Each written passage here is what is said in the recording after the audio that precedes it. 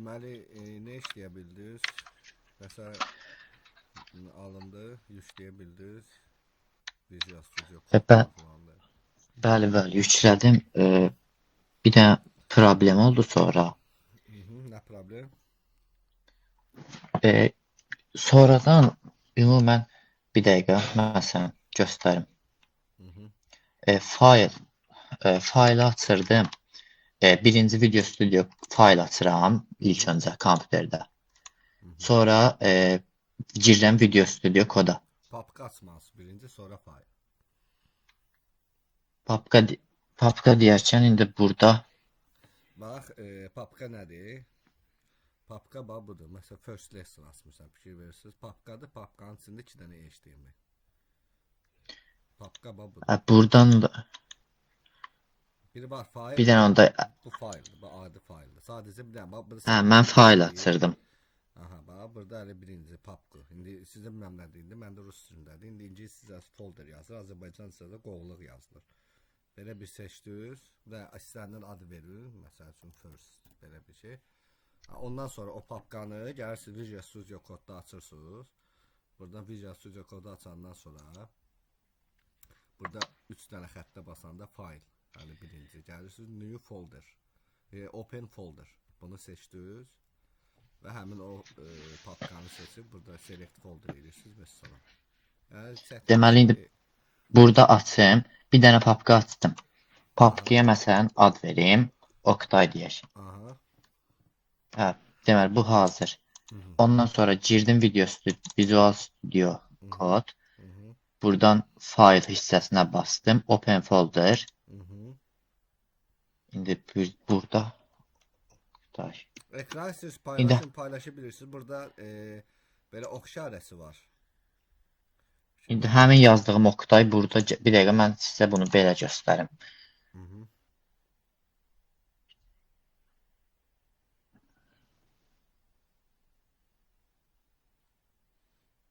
Görürsünüz. Tam yox, aha, Ay sağ, faylı açdınız. Bu fayldır. Papkadır. İndi girirəm. Fayl deyil. Papkadır. Sonra girdim buradan Video Studio bura. İndi orada buradan fayla Open folder. Basıram. Burada indi adı əslində gəlmir. Ola bilməz. Oktay yazıram. Gəlmir adı. Bu yəqin başqa yerə baxır ona görə. Yuxarıda ola bilsin desktopu seçmək lazımdır. Biraz da sol tərəfdə orada desktop var yuxarıda. Yuxarı. Biraz da yuxarı. Burada. Desktop seçmək lazımdır. Desktop aysa. Buradadır. So select folder. Buradan sonra buna basıram maviyə. İcazə ver və salam. İndi məsələn burada mən yazmaq istəyirəm. Mən yaza bilirdim. Sonradan bu şey oldu, qəribə oldu. Şu heç nə. Burada da indi o tərəfə keçid edəndə avtomatik o sol tərəfə keçid edirəm belə. Orada fikir verirsiniz. 2 dənə yuxarı sağ tərəfdə bir. Orada. Biraz yuxarı. Biri folder yaradır, biri fayl yaradır. Ona basıb fayl yazırsınız. Hələ birinciyə. Klik edirsə, sonra index məsəl üçün .html. Adın fərqi yoxdur. Chat.html olsun. Bəli. Adın fərqi yoxdur. İndi indeks yazsız yaxşı olar. Yəni də optional olaraq. Belə istəsiz istənilən adı vermək olar. .html. So enter. Vəsə. Vəssalam. Çətin bir şey yoxdur. Sonra Go-Live yüklədiniz orada. Bəli, yüklədim onu. O Go-Live də basandan sonra avtomatik artıq o açılır. Yəni HTML-də nə yazırsa artıq sağ tərəfdə də görsənəcək. Deməli, buradan belə, yəni Go-Live klik edəndən sonra və avtomatik, yəni bizim belə deyək ki, saytımız açılır. Deməli, keçən dərs, yəni qısa bir giriş elədik. Paragraf taglərini öyrəndik, labelları öyrəndik, inputları öyrəndik, span, button, bir də A. A tagləri. A tagləri burada hrefdə dırnaq arasında, yəni verdiyimiz nədirsə, həmin o linkə, yəni burada gəlib ona klik eləyəndə, fikir verin, Facebook yazmışam, yəni avtomatik mənə Facebook atır. Yəni hansı linki vermişiksə bura, ora atır. Amma öz proyektimiz daxilində HTML arasında keçid ediriksə, sadəcə HTML-in adını yazmaq yəni kifayət edir, öz avtomatik həmin HTML-ə yönləlir. Deməli, keçən dərs biraz giriş elədim, amma tam ətraflı danışmadım. Ümumiyyətlə, frontend haqqında danışsaq ki, nədir? Ümumiyyətlə, belə deyək ki, proyektlər normalda hər hansı bir web proyektlər iki yerə bölünür də, belə deyək ki, frontend hissəsi olur və backend hissəsi olur. Frontend hissəsi, backend hissəsi haqqında belə qısa danışsam, yəni server tərəfdə çalışan hissədir. Və serverlərdə nədir?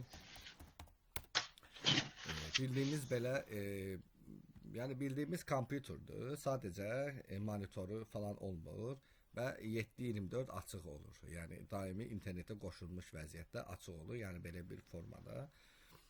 Yəni bildiyimiz kompüterdir, RAM, yaddaş və s. yəni ibarət bir qurğudur. O IP adreslərlə ora qoşulur və lazım olan məlumatlar oraya yüklənir və o da internetə qoşulu olduğuna görə də artıq yəni public olur və bütün istifadəçilər tərəfindən belə deyək ki, əlçatan olur. İndi baxaq frontend nədir? Frontend isə belə deyək ki, istifadəçinin vizual olaraq gördüyü, yəni backend bizim görmədiyimiz tərəf isə server tərəfdir. Frontend isə yəni hər hansı bir istənilən bir sayta, nə bilim, məsəl üçün hər hansı bir sayta keçid edirsə, bu saytın görünən hissəsi, yəni ümumilikdə bu frontend hissəsi adlanır. Yəni görünən tərəfinə frontend deyilir. Və o da təbii ki, arxada HTML, CSS və JavaScript kodlarını istifadə edir və həmin o kodların belə deyək ki, icrası nəticəsində bizə belə bir yəni vizual görüntülər əmələ gəlir. Yəni frontend haqqında qısa desəm, hələ ki bu qədər. Və həmçinin də frontenddə biz saytı yazmaq üçün, yəni istədiyimiz yazılar, elementlər və s. saytda əks eləmək üçün də bizə təbii ki, HTML-in bizə verdiyi taglər vasitəsilə onu eləyirik. Deməli, keçən dərsdə bir neçə tagi keçdik. Input tagini keçdik, span tagini keçdik, button. İndi sizə belə bir qısa sual verim. Input tagini keçdik. Onun hansı type'ları yadınızda qalıb? Burada belə bir şey var idi. Type. Hansı ki? Deməli, text, radio, ondan sonra color,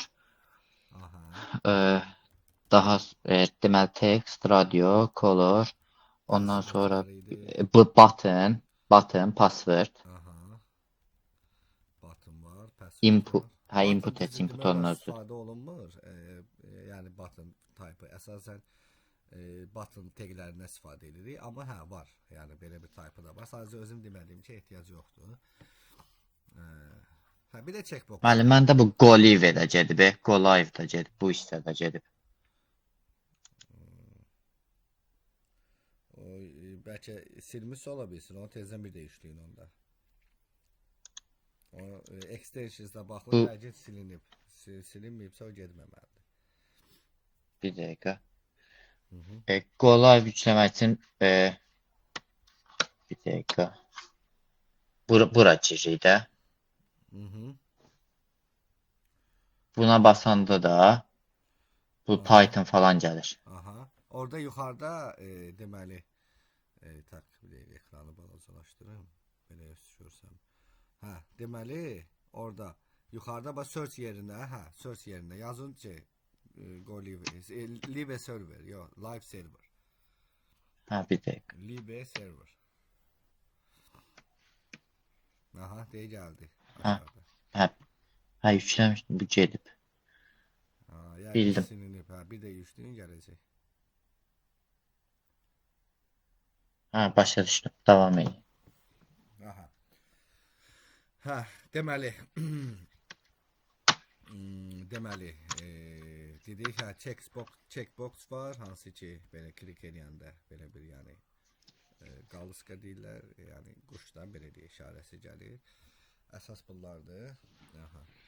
Span H1'lər yəqin ki aydındır. H1 təqləri, yəni qalın yazı Bəli, bəli. təmin edir. Aha, H1, H2 təmsil. H1-dən H6-ya getdikcə balacalaşır. Bəli, bəli, tamamilə doğrudur və qalın formada olur.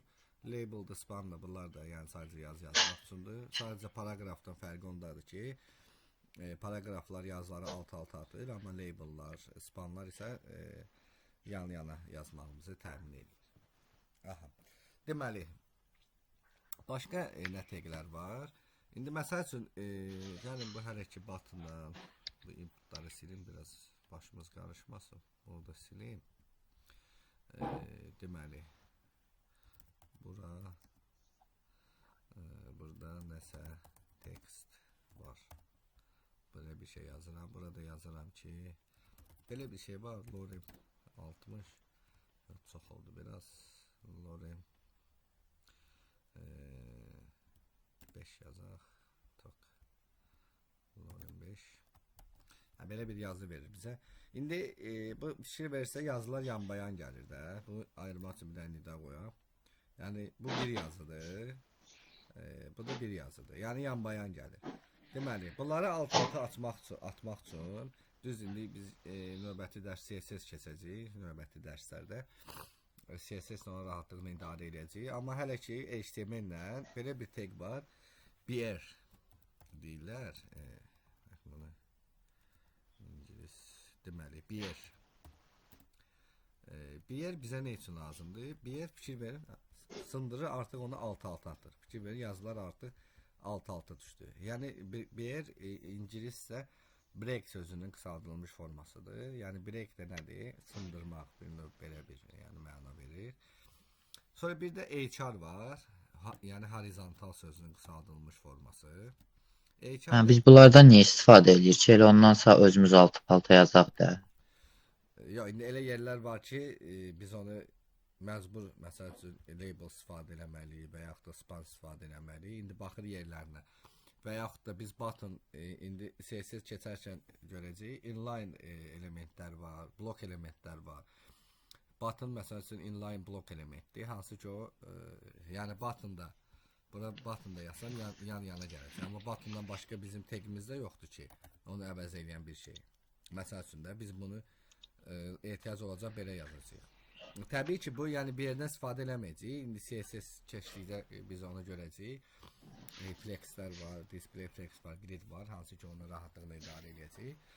Yəni sadəcə belə deyək ki, HTML-də olan tagləri yəni izah edirəm ki, bir yer nədir, hr nədir, qısası. Sonra bunlar əsas taglər deyil. Təbii ki, yəni demək olar ki, istifadə eləməyəcəyik. Sadəcə məlumat üçün yəni demək lazımdır. Bəzən ola bilər ki, xüsusi hallarda istifadə edə bilərik. Deməli, başqa hansı taglər var? Əsas taglərdən deməli ul və lilər var. Mən bunları da komment alım. Deməli, yəni list belə deyək də, yazılarımızı səliqəli formada, list formasında yazmaq üçün bizə HTML-in verdiyi taglər var. Əvvəlcə OL-lərdən başlayaq. Yəni belə yazılır. OL açılır və bağlanır. Və artıq yəni bunun içində yazı yazırıq deyə açılır və bağlanır. Sonra OL-ni açandan sonra isə li tagləri var. Onu bir neçə dənə yazaq. Məsəl üçün 3-4 dənə yazaq. Məsəl üçün 1 tutalım. 2 3 və 4 belə bir şey. Yəni fikir verirsə avtomatik, yəni mənə belə bir forma verdi, səliqəli formada və rəqəmləri də avtomatik qoydu. Niyə görə? Yəni biz OL yazdığımız zaman, yəni order list sözünün qısaldılmış formasıdır. Bu arada ya bu terminə ingiliscə deyirəm ki, yəni ingiliscə mənimsəməyimiz daha yaxşıdır. Çünki texniki səviyyədə ən azından, yəni harda olursa olur, istəyir Azərbaycan, istəyir xaricdə, yəni ən azından texniki səviyyədə yəni bu terminləri bilmək faydalıdır. Deməli, order list sözünün qısaldılmış formasıdır. Order list nə deməkdir? Yəni səliqəli düzülmüş forma. Order sıralanmış sözün mənasını verir ingiliscində. Yəni belə bir sıralanmış formada bizə bir yəni ardıcıl struktur verir. Bir də var ule. Ule yəni unordered list sözünün qısaldılmış formasıdır. Burada artıq rəqəmlər deyil, simvollar olur. Burada məsəl üçün yazaq 1,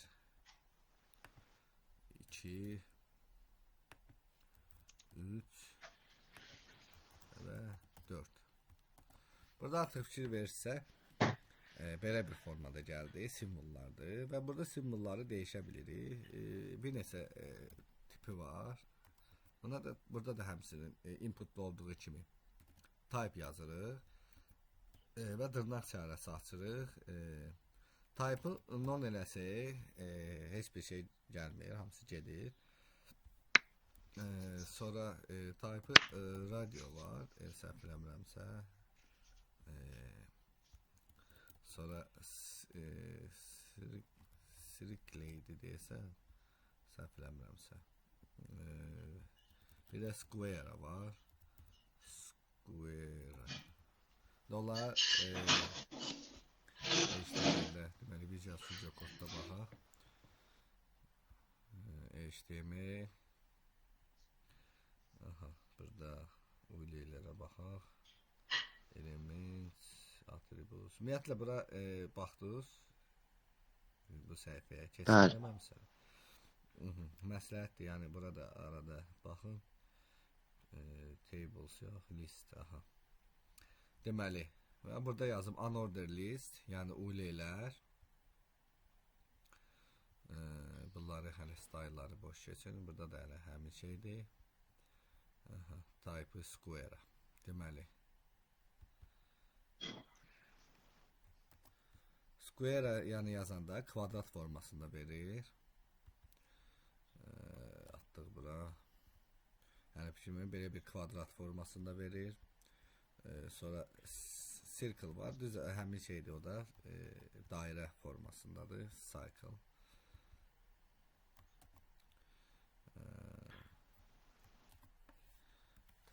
Cycle. Bu da yəni içi boş belə bir dairə forması verir. Disk var.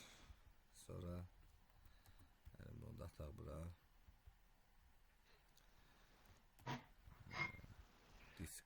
Bu da yəni default da belə deyək ki, default disk donsda belə əsas tipləri budur və order listə həmçinin. Burada da order listində tipləri var. Type-ı 1 verəndə, yəni default olsa da budur. Fikirlərim burada da yazılıb default. Yəni tip verməsək rəqəmlər olur. Və burada böyük hərflə A yazsaq, deməli hərflər verir. Burada gəlib type yazır. İçində yazmalıyıq. A yazsaq, fikir verin, yəni ingilis hərflərini verir belə. Yəni ardıcıl olaraq A, B, C, D. Balaca A yazsaq, balaca A formasında. Sonra bir də room rəqəmləridir. Yəni belə formada I, I, balaca və böyük. Yəni room rəqəmləri. Belə yazsaq, belə room rəqəmlərini verir. Və balaca I yazsaq da.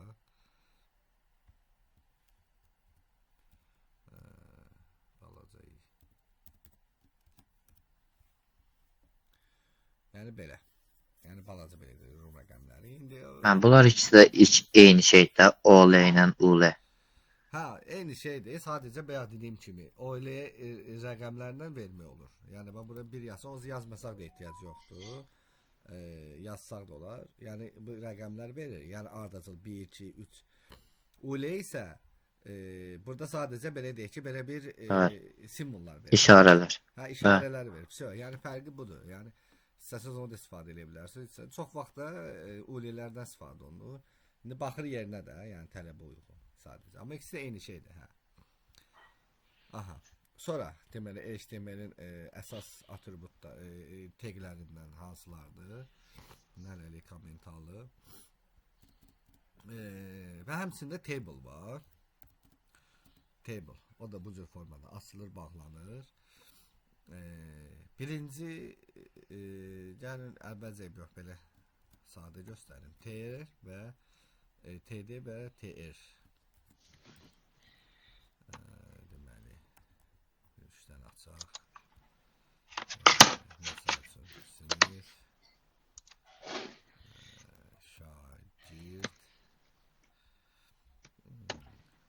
olsun, nə bilim, yaş, məsəl üçün. Yəni belə bir formada gəldi. Deyəcəksiniz ki, bu adı yazı formasıdır. Deməli, bunu cədvəl formasına salmaq üçün bunun öz belə bir atributu var. Yəni keçən dərs izah eləmişdim. Atribut nədir? Hansı ki biz yəni belə bir şey təqlər arasında verirsə, onu atribut deyirlər. Deməli, border atributu var. Border bir piksel versək, yəni minimumda məsəl üçün bir piksel. Burada T'də olmalıdır. Deməli, T'dir. Yəni piksel, yəni bir piksel versək, və artıq fikir verin, indi bu hələ bir dənə deyə biraz sadə görsən, indi bunu çoxaldaq biraz. Kopyalayıram və atıram. Olsun 3 dənə. Fikir verin, belə bir cədvəl, yəni formasında bizə verdi. Burada məsəl üçün indi yaza bilərik, sinif tutalım 11C 11C, məsəl üçün şagirdin adı tutalım olsun Anar, yaşı tutalım 11, burada da olsun nə bilim 10C tutalım olsun Elmir, yaşı da nə bilim 15 olsun. Bunun siləyəsə ehtiyac yoxdur, çox uzatmayaq. Belə bir formada, məsələn sinif, şagird, yaş, yəni belə bir cədvəl formasında yazmaq üçün bizə taglərindən istifadə edirik. Sadəcə bir müddət sonra HTML-ə güncəllənmə gəldi. Əsas bu hissəni, belə deyək, başlıqda, hansı ki, bu hissə, burada başlıq olur da bəzən. Sinif, şagird, yaş elan olur da. Bunu buradan kəsib T-head var. T-head taglərin içinə atıb belə formada və T-ləri də TH yazsaq, çox getdi bu, TH yazsaq, T-head, bunları yox və bunları silirəm, bunlar da TH deməli TH, yəni belə bir qalın formada verir, yəni T-headin içində TH-lar, yəni fikir versə artıq birinci sətri, belə deyək ki, bu sətr və bu sütunlardır da, belə deyək, yəni birinci sətri mənə qalın formada verir. Düzdür, bunu indi gələn dərs CSS keçəcək, CSS-lərlə də istədiyimiz kimi idarə edə bilərik, amma yəni CSS olmamalı. CSS daha rahatdır, yəni necə? Hə, CSS bizə stillər verir də, yəni stilləndirmə. Biz HTML-də yazılar yazırıq, adi məsəl üçün də bu hər hansı bir sayta, bu sayta baxıb fikir verirsə burada rənglər falan, yəni fikir verin, mouse'u yaxınlaşdıranda belə bir effektlər olur, nə bilim falan, belə bir şeylər. Bunlar hamısı CSS-lərlə olur, yəni stillərdir, fikir verin. Yəni yazılar. Bu HTML-lə təbii ki, tək HTML-lə olması şey deyil. HTML-lə biz sadəcə yazıları yazırıq. Amma CSS-lə isə onu stillər veririk də, rəngləndiririk, bəzəyirik və s. və ilə axır. Düşünürəm artıq gələn dərs giriş eləmək olar CSS-ə. HTML, yəni artıq sizdən asılıdır. Mən onu çalışıram, onu HTML-i izah eləyim, sonra siz də özlərinizə işləyin, məşq eləyin ki, yəni HTML-i öyrənin. Ondan sonra CSS-ə də keçid eləyərik. Məsələn, necə yoxlaya bilərəm ki, mən artıq HTML tam bildim? O necə, ancaq praktikada siz tapşırıq verərəm, artıq bugündən başlayıb tapşırıq verərəm ki, hər hansı bir... Bəli, verərsiniz. Aha, o hissəni yığarsınız, baxarsınız, əgər normal artıq yığa bilirsinizsə, deməli, yəni bildiyimiz zaten HTML onsuz da birdən-birə də təbii ki, bu önəmli bir şey deyil. Yəni sadəcə belə deyək də, mən keçdikcə əgər sual qalmayıbsa, aydın olsa, yəni üstünə dayanmağa ehtiyac yoxdur. Yəni bəzən indi ola bilər, aydın olmaz, bir də izah eləyərik, bir də üstünə gedərik, o biraz vaxt gedə bilər. Amma yəni hər dəfə izah elədikcə, zaten də demək olar ki, table-dır, da başqa elə bir taglər düzdür var, hansı ki, hələ ki bizə lazım deyildi onlar. Əsas ilkin olaraq bizə lazım olan taglər nədirsə, demək olar ki, onları keçmişik. forum var və s. Onlar video, audio təqləri var. Yəni onu da istəsəz bu gün bitirərik. Yəni bitirmək olar əslində bu gün. Yəni bildiyimiz təqdir. HTML yəni o qədər də çətin bir şey deyil. Yəni orada elə bir şey yox. Sadəcə yazı yazmaqdır. Yəni bildiyimiz Word-də məsəl üçün nətər yazılar yazırıq. Bu da elə bir şeydir. Sadəcə müəyyən təqlərin içində, yəni cədvəl formasında istəyiriksə yazı görsənsin, table təqindən istifadə edirik. Məsələn, istəyirik ki, yazılarımız belə səliqəli formada alt-alta düşsün. Tak, ben bunu çıxardım bunu kommentdə. İstəyiriksə, məsəl üçün yazılarımız belə formada düşsün. Ule-olelərdən istifadə edirik və s. Yəni bildiyimiz budur. Yəni HTML elə də çətin bir şey deyil. Sadəcə yazı yazmaq üçün bizə belə deyək ki, köməklik göstərən proqramlaşma dili deyil, bir tooldur belə deyək. Tak, deməli table tagini izah etdim. Yəni table tagi nədir? Belə bu cür formada table açılır, bağlanır və onun arasına da yəni bu optionaldır. Belə də yaza bilərsiniz. İstəsəz belə də yaza bilərsiniz hamısını. TR, TH. Amma istəsəz başlanğıcı TH, sonra TH, sonra TH-ın içində bunları yazırsınız və bunları da həmçinin istəsəz T-body'nin içində atırsınız hamısını. Deməli T-body tagi var. Yəni bu cür formada body yəni nə deməkdir? Bədən ingiliscəsində mənası. T-body'nin içinə atırıq belə. Yəni bu cür formada səliqəli. Belə. Sonra başqa HTML-də nə təqlər var? Basic, baxaq, nəsə yaddan çıxıbsa, onu da izah eləyərik.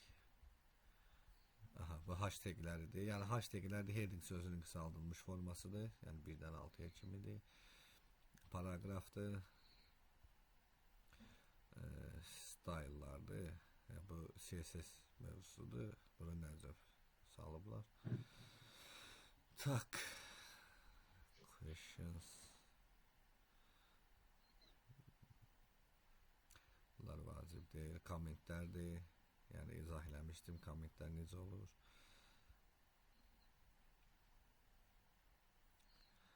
Bu özünün taglərinin koloru var. Amma yox, bu CSS'dir zaten. HTML CSS'dir. Bu CSS style'lardır.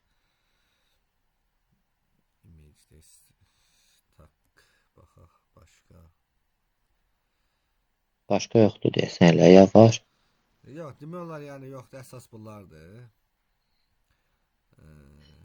Bir dənə div tagi var, onu indi CSS-ə giriş eləyəndə izah eləyəcəm. Yəni bildiyimiz boş tagdir, sadəcə içinə yazılar yazmaq üçün. Hə, əsas image yaddan çıxdı, əsas taglərdən biri də. Deməli, bir də image tagi var, hansı ki, şəkilləri belə deyək ki, göstərmək üçün də. Yəni belə bir şeydir, image. Və bunun da SRC atributu var, yəni source sözünün qısaldılmış forması. Source nədir? Mənbə sözünün mənasıdır və qısaldılmış forması SRC ki, yəni fikir versə saytda hal-hazırda heç nə görsənmir. Çünki hələ bura heç bir, yəni bura link verməmişəm ki, hansı şəkili göstərməlidir. Əvvəlcə şəkli göstərir. Əvvəlcə alt tagini izah edeyim. Bir dənə də alt tagi var. Alt tagi nədir? Bəzən ola bilər ki, yəni biz buraya şəklin linkini verəcəyik də. Bəzən ola bilər ki, şəklin linki pozula bilər. Ekranda düzgün görsənməyə bilər. O zaman biz alt tagində yazdığımız yazılar orada görsənir. Deməli, gələk məsəl üçün bir dənə şəkil nə olsun, tutalım. Bir şey şəkli götürək, görək. Yəni şəkli atabrazat eləmək üçün, belə deyək, ekranda ya göstərmək üçün əvvəlcə birinci variantı göstərirəm. Yəni hər hansı bir yerdə internetdən gəlirsiniz, burada hər hansı bir şəkli, məsəl üçün bunu sağ klik eləyib, burada qapravat URL kartinki. Məndə rus dilində belədir.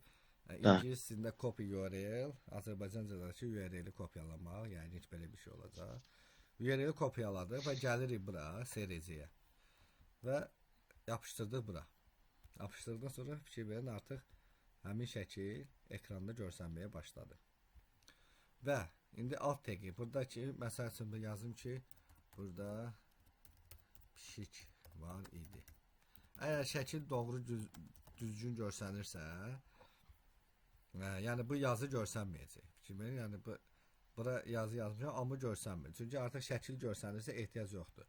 İndi ola bilər müəyyən səbəblərdən hər hansı bir şəkildə problem olur. Məsələn, linki bir dənə pozuram və şəkil gedəcək. Aha, şəkil getmədi. Yəni bunu belə eləyək. Fikir verin, artıq şəkil getdi. Ola bilər də şəkildə nəsə problem oldu, şəkil etdi. Bəli, şəkli bu əvəz eləyəcək. Hə, şəkli yəni bir növ əvəz edir ki, yəni istifadəçiyə bildirir ki, burada bir şey şəkli var idi.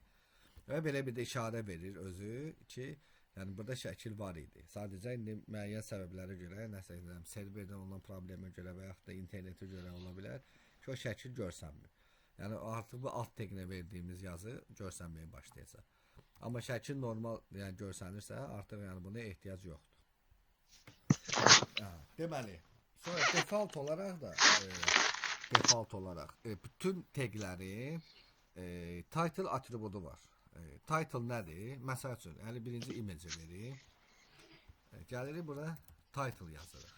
Title məsəl üçün salam pişik. Məsəl üçün. Belə bir şey yazıram. Deməli title nədir? Mouse da, buna mouse deyirlər də, yəni mişqanı. Ora yaxınlaşdıranda fikir verin və o yazı çıxmağa başlayır. Bax, salam pişik. Yəni hansı Bildim. Bildiniz, hansı teqə vermişiksə, ya başqa teqlərdə bu görsənməyəcək. Çünki biz ancaq image teqinə vermişik. İndi məsəl üçün table da versəm, yəni bütün teqlərə bunu vermək olur. Məsəl üçün table teqi tutalım, belə bir şey. İndi mən bunu table-a yaxınlaşdırsam, fikir verin, yəni belə bir title çıxır. Və yəni bu bütün teqlərə də vermək olur həmçinin. Və image də həmçinin. Və indi belə bir sual ola bilər ki, yaxşı, mən image biz ola bilər ki, bəzi hallarda, yəni müəyyən hallarda bəzən, ya çox vaxt olur ki, öz layihəmizdən şəkil götürür. Yəni şəkil hazır işlənmiş vəziyyətdə olur bizim qovluğumuzda və oradan əks etdirməliyik. Onun üçün nətər edirik? Yəni gəlir həmin şəkli, hətta başqa bir şey, tutalım bu şəkil. Gəlirəm bunu yükləyirəm, saxlanıcı kartun. Yəni birbaşa yükləyirəm bizim layihəmizə. Deməli, nə hansı idi bu? First lesson olmalı idi. Aha, first lesson. Gəlirim bura, yükləyirəm bura. Elə birbaşa. Gəldi. Yəni belə bir şəkil tutalım da bu bizim layihədə şəkildir. Artıq internetdən yox, birbaşa bizim layihəmizdən gəlir. İndi bunu nətər eləyək? Yəni bu şəkil qalsın. Bir dənə əlavə bir dənə image tagi açaq. Image tagi açdım. Nöqtə slash image.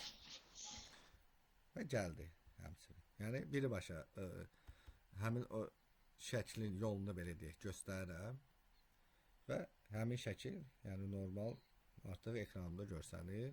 Burada həmçinin alt teqinə nəsə yazmaq olar. Yəni problem deyil. Və burada da gəlib tutalım nəsə hər hansı bir problem ola bilər. Şəkil görsənmirsə, artıq alt teqidə, yəni alt atributunda yazdığımız yazı başlayacaq görsənməyə. Aha. Bu belə. Sonra baxaq görək başqa image dedim.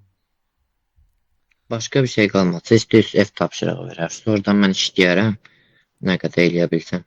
Hə, problem Gələn deyil, dəfəyə baxarıq. Zaten verəcəm. Burada hazır template'lər var. İndi ona baxıb ya özüm bir dənə sadə dərs qutaran kimi də sadə template hazırlayıb göndərərəm. Ona baxıb yazarsınız. Başqa nə deyəcəydim? Tak image tagləri haqqında dəqiqə. Buradan sanki nəysə gördüm. Yaddan çıxmamış. Audio, video. Gəlin video tagini belə göstərim. Demək olar ki, istifadə olunmur, amma yenə də. Deməli, video tagi də yəni bu cür formada yazılır. Video açılır, bağlanır. Source və bir də SRC. Artıq 2 dənə belə deyək ki, atribut yazılır bura. Və həmin videonun da linki göstərilir və bir də type-ı. Burada mütləq videonun type-ını, image-də məsələn type-ını verməyə ehtiyac yoxdur. Fikir versin, burada type vermir. Yəni JPG var, JPEG var, nə bilim PNG var və s. amma ehtiyac yoxdur. Amma video təqlərində buna ehtiyac var. Nəyə görə ehtiyac var? Səbəb nədir?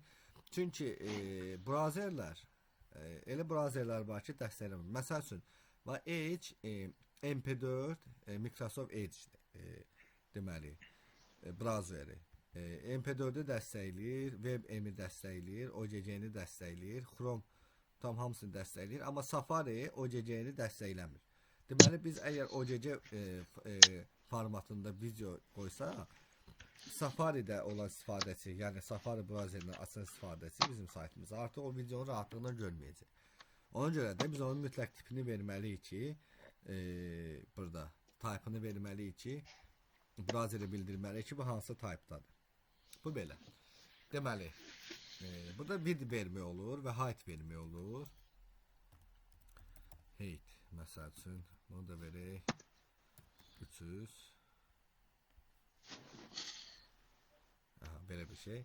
Və burada controllers var. Controllers nədir? Yəni bu controllers bura yazanda. Burada saytda controller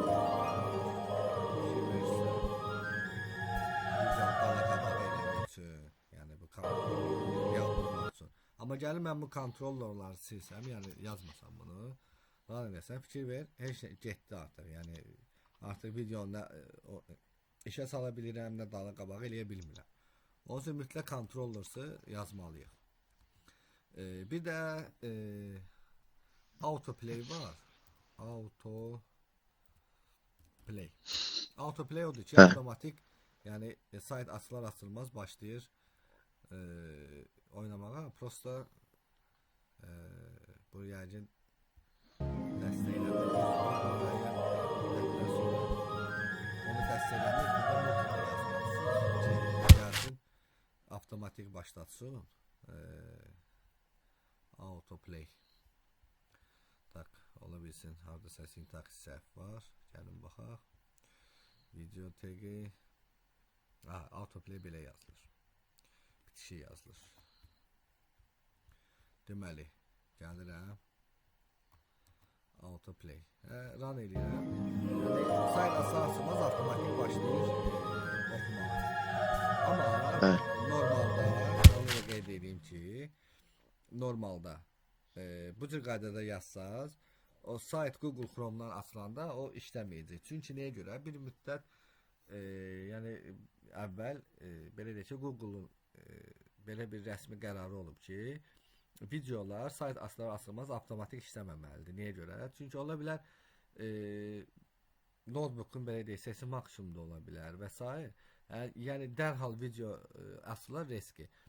İstifadəçi yəni narahat his yarada bilər də. Yəni birdən-birə video açılır. Bəzən olur da fikir versiniz. Yolda zətdə gedəndə ola bilər. Yəni sayta girirsiniz, dərhal video açılır, ses gəlir, adamı narahat edə bilər. Ona görə deyir, əgər default olaraq autoplay eləmək istəyirsənsə, onda bunu muted eləməlisən. Muted nədir? Yəni ki, düz yazmışam. Muted. Yəni ilkin olaraq səssiz başlayır. Sonradan istifadəçi istəyirsə onu səs verə bilər. Yəni run eləsək, fikir verir, səssiz başlayır. Sonradan gəlib burada səsi istifadəçi səsi artırır.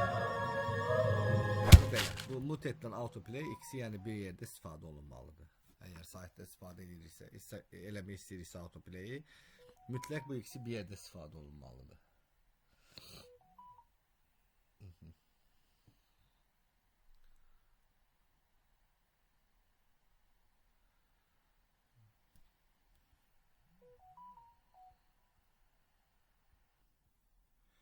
Tamam, o zaman belə davam eləyək. Deməli, yəni video tagləri haqqında bu qədər. Demək olar çox da istifadə olunmur, sadəcə məlumat verdim. Və bir də audio tagləri var, o da eynən yəni video taglərinə bənzəyir. Gəlib buradan baxsaq. Burada da həmçinin source, sericə verilir, linki verilir və tipi verilir. Və belə bir görüntü olur. Və buna klik edəcəm. Yəni belə bir səs gəlir. Yəni musiqiləri, audioları belə əks etdirmək olur saytımızda. Demək olar ki, hələ ki HTML haqqında bu qədər kifayət eləyir. Əsas yəni tagləri izah elədim. Oleylərdir, table'dır və s. Deməli bir də əsas nə haqqında danışmaq istəyirdim? Head tagləri haqqında danışmaq istəyirdim. Visual Studio Code'da default olaraq bunların hamısını silirəm indi.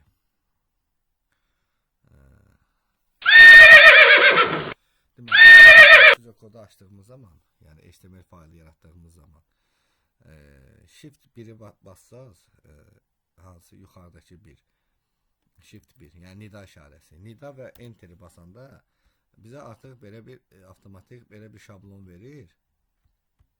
HTML yaratmaq. Yəni biz bir də HTML aç bağla, head tagi, body tagləri, yəni bizə qısa yolda belə deyək ki, şablonu verir, hazır şablonu ki biz body'nin içində artıq istədiyimiz yazıları yaza bilirik.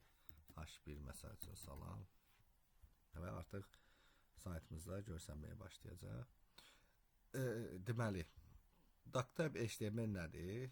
Birinci buradan başlayaq. Yəni HTML-in 5-ci versiyasının olduğunu göstərir və ən sonuncu versiya HTML 5-ci versiyadır.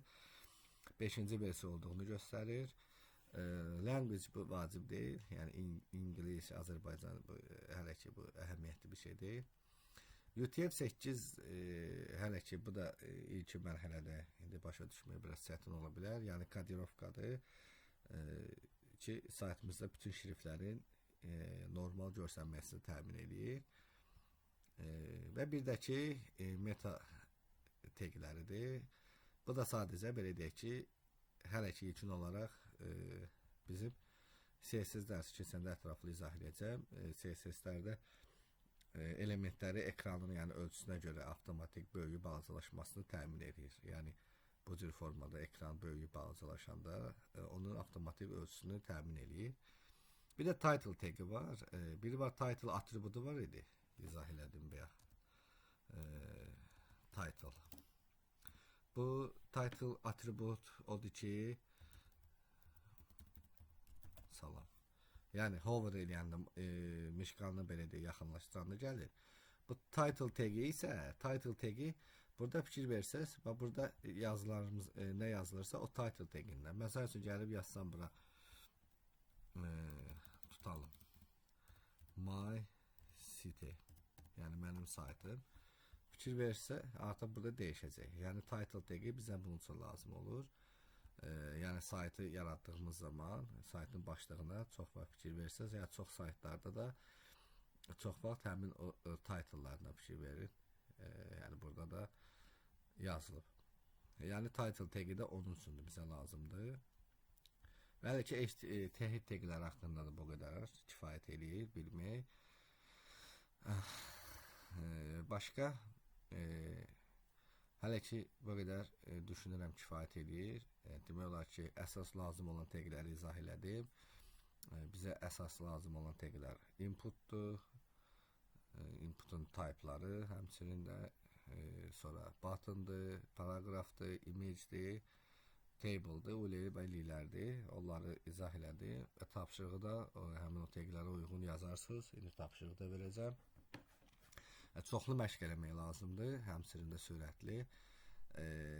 Və nəyisə bilməsəz həm soruşa da bilərsiniz, istəsəz özünüz də araşdıra bilərsiniz, həmçinin yəni Base School-a girib oradan da baxıb, orada example'lar var, nümunələr var, yəni hər bir taglərə aid. Burada məsəl üçün list, yəni listlər oley və uleylərdir. Burada example'lar var, nümunələr var. Yəni buradan da baxıb götürə bilərsiniz, istəsəz. Sonra table taglərdə həmçinin buradan baxmaq olar. Burada fikir versə TH-lardır. Yəni belə. Image tagidir.